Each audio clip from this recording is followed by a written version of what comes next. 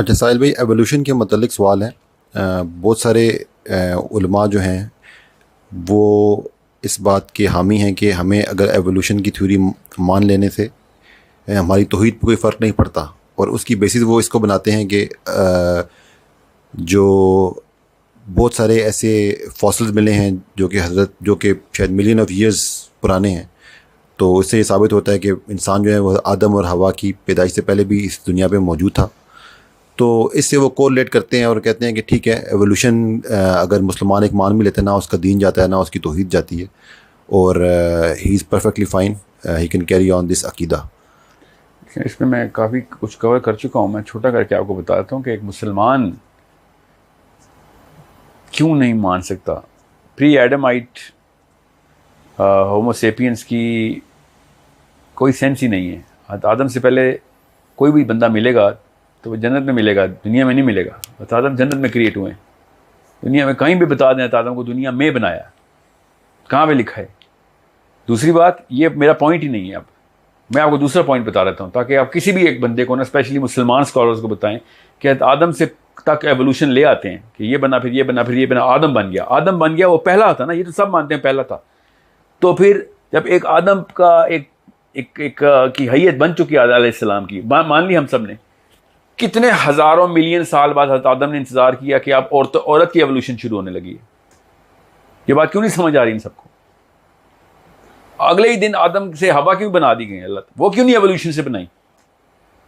آدم اگر پہلا اسپیسیمن بن گئے تھے، جو کہ غامدی صاحب نے بھی پوری کی پوری کتاب اس پہ لکھ دیا، لیکچر دے دیا.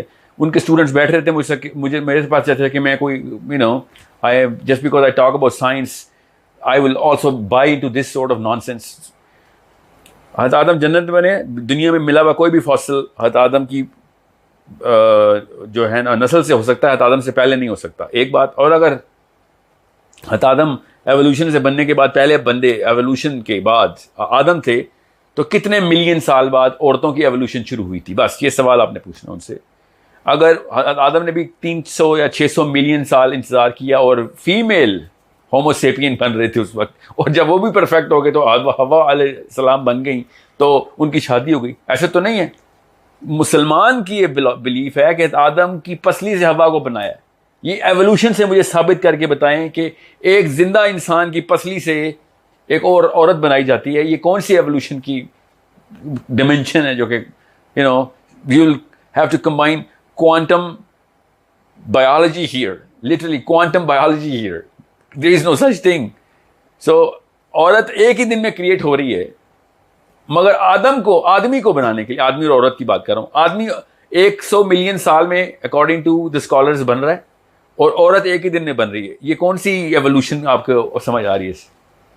کوئی یہ مجھے کہے نا کہ آدم اور حوا دونوں مل کے ایک ایگزسٹنگ کنڈیشن سے بنائی، تو اللہ نے تو کہا ہے آدم کو بنایا، خوب سنوار لیا. تو یہ آدم وہ ہے جس کو میں نے خوب سنوار لیا، مٹی کو جب پکا کے پوری طرح سنوار لیا. حوا کا نہیں ذکر ہوا. سو قرآن پاک سے ثبوت دینے کے وقت نا یہ بائسنس میں نا بالکل اندھے ہو جاتے ہیں لوگ کہ سارا کچھ آدم تک لے آتے ہیں، اچانک حوا بھی آ گئی بیچ میں.